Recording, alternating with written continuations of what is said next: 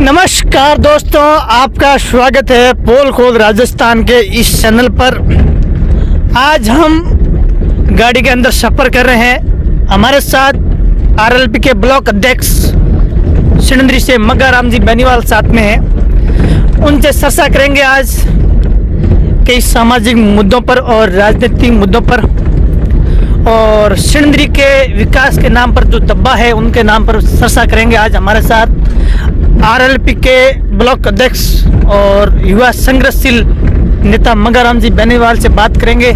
मग्गा राम जी का क्या कहना है सिणंद्री के अंदर जो परिस्थितियां बनी है इस वक्त। सबसे पहले मग्गा राम जी, आपका बहुत बहुत स्वागत पोल खोल राजस्थान के इस न्यूज़ चैनल पर। आपको भी बहुत बहुत धन्यवाद, बधाई हो, और आपके समस्त दर्शकों को मेरा नमस्कार प्रणाम जी। एक मेरा सबसे बड़ा सवाल रहेगा, सिणंद्री से आप ब्लॉक अध्यक्ष हो, यहाँ से गवर्नमेंट हॉस्पिटल है सिणंद्री में, सबसे बड़ा गवर्नमेंट हॉस्पिटल है सिणंद्री के अंदर।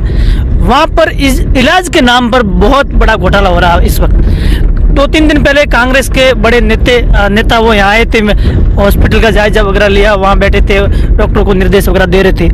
वो उनको चुनाव के समय हॉस्पिटल क्यों याद आता है, और बाकी टाइम तो उनको हॉस्पिटल वगैरह ऐसा कुछ दिखता नहीं है। और अगर बात करें गवर्नमेंट हॉस्पिटल सिणंद्री की, यहाँ पर आपको कभी भी आप जाओ, यहाँ पर डॉक्टर हॉस्पिटल के अंदर आपको कभी नहीं मिलेंगे। दवाई के नाम पर यहाँ पर कुछ मिलता नहीं है। डॉक्टर अंदर से अगर लिख भी देते हैं तो बाहर मेडिकल पर दवाई वगैरह लेनी पड़ती है। हॉस्पिटल की जो परिस्थितियाँ बनी है ये किस कारण बनी, पीछे आप देख सकते हो जो डॉक्टरों की रहने की जगह है वहाँ पर मरीजों का इलाज किए जाते हैं और वो पैसे देके वहाँ मरीज इलाज करवाते हैं। इनके ऊपर क्या कहना, आप किसकी यहाँ पर कमी है? ये समस्त जनप्रतिनिधियों की मिली भगत है।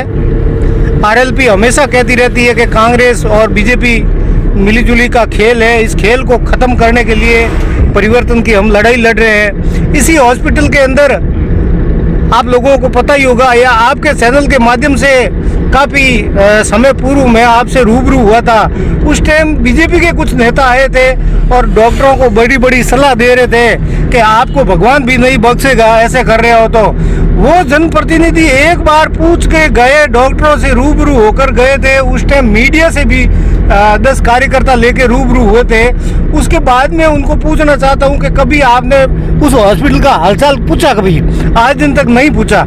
और अभी इसी सरकार को भी 4 साल होने आया है, तो अभी नज़दीक चुनाव आ रहे हैं, तो कुछ सरकार के लोग भी यहाँ आए और एक बार सोशल मीडिया में और मीडिया के रूबरू हो गए, हॉस्पिटल की व्यवस्थाओं को ले लिया। बाकी है हॉस्पिटलों की व्यवस्थाओं में आपने क्या सुधार किया? आपने बार बार अगर हॉस्पिटल सुधारने के लिए अगर कोशिश की होती, या आपका दौरा होने के बाद में कुछ फर्क पड़ा होता, मैं तो ये कहता हूँ कि अगर हॉस्पिटल का कोई सुधार नहीं हुआ तो कुछ ही दिनों के अंदर आरएलपी जबरदस्त आंदोलन करेगी सिणंद्री उपखंड मुख्यालय पर। ऐसे ही अगर हॉस्पिटल रहा तो सिणंद्री के जनप्रतिनिधि है और उनके डॉक्टरों के साथ साठगांठ हो सकती है। बिल्कुल, डॉक्टरों के साथ में साठगांठ भी बात सही है बिल्कुल। और उसके उपरांत में जनता है, जनता को जागना चाहिए। माननीय राष्ट्रीय सुप्रीमो हमेशा आम आदमी को लड़ना सिखाया, युवाओं को लड़ना सिखाया, जवानों को लड़ना सिखाया और संघर्ष करना सिखाया। तो कहीं न कहीं हमारे अभी तक जनता बराबर जागी नहीं है। जनता को जगाना होगा, क्योंकि जनता इन नेताओं के चुनाव के टाइम ये नेता आते हैं, बड़े बड़े भाषण देते हैं, आपकी हॉस्पिटलों की वो व्यवस्था करेंगे, पानी की वो व्यवस्था करेंगे, स्कूल की वो व्यवस्था करेंगे। उसके बाद में जनता को ये ठगकर नेता और आपस में कर्मचारी सब मिलकर राज करते हैं, और जनता एक ठगी सी महसूस करती है और हमेशा जनता का कोई नहीं सुनता है। जीतने के बाद में कभी जनप्रतिनिधि के पास में जाएगा तो जनप्रतिनिधि खाली झांसे में ही रहेगा, उनकी कोई सुनवाई नहीं करता है आज दिन तक, कभी सुनवाई की हो तो। इसलिए जनता को जागना होगा, और इस तीसरे मोर्चे के अंदर जनता इसके जनता के लिए विकल्प है। और अच्छी तरह से अब की बार जनता ने मानस भी बना लिया है। जनता अब की बार तीसरे मोर्चे की साइड आ रही है और परिवर्तन की लड़ाई लड़ेंगे। और सारी भी व्यवस्थाएं, स्कूल हो, शिक्षा हो, पानी हो, हॉस्पिटल हो, रोड हो, सारे विकास के अंदर हमेशा आगे रहेगी। और संघर्ष करके हम और जनता साथ मिलकर सब परिवर्तन करेंगे। ठीक है, अंदर जो गौशाला है यहाँ पर 2-3 महीने पहले एक बहुत बड़ी भजन संध्या हुई थी।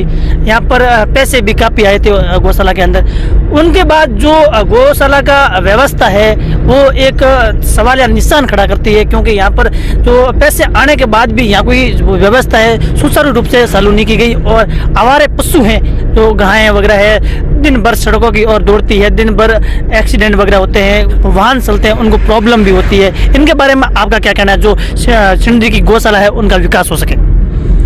बिल्कुल आपने सही क्वेश्चन किया था।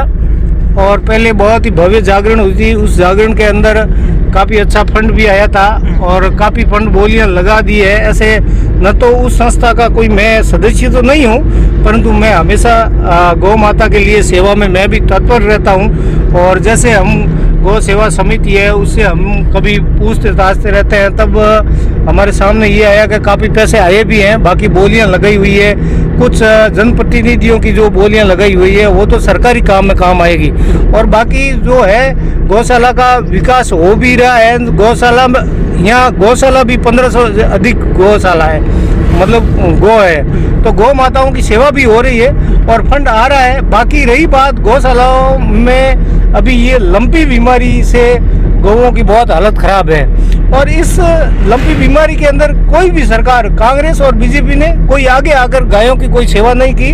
और मैं तो बीजेपी वालों को कहता हूं कि आप हमेशा हमेशा चुनावों के अंदर गौ माता की जय हो, जय श्री राम। न तो हम आपका खुद का जय श्री राम है, हम भी जय श्री राम ही बोलते हैं, हम भी गौ माता ही बोलते हैं, परंतु आप गौ माता के नाम के और जय श्री राम के नाम के वोट लेते हो, तो आपने आगे आकर गौ माता के लिए क्या सेवा की बताइए। इस लंपी की बीमारी के अंदर सबसे ज्यादा गौ माता को नुकसान हुआ है, बहुत किसानों को नुकसान हुआ है। कभी एक भी जनप्रतिनिधि आकर गौ माता के लिए आगे नहीं आए। और इसके बारे में अगर आपने सुना हो, मैं आज आपके रूबरू और आपके दर्शकों को बताना चाहता हूँ कि सबसे पहले अगर किसी जनप्रतिनिधि या किसी नेता ने अगर लंपी के लिए गौ माता की कोई आवाज़ उठाई तो माननीय रालोपा सुप्रीमो हनुमान जी बेनीवाल के लोकसभा के अंदर सबसे पहले आवाज उठाई थी। बाकी ये जो गौ माता के नाम का वोट लेने से मैं तो कहता हूँ धिक्कार है। आप हमेशा हमेशा गौ माता के नाम पर वोट ले रहे हो और राज कर रहे हो, और आखिर में गौ माता को जब जरूरत पड़ी तब आप एक भी जनप्रतिनिधि काम नहीं आए।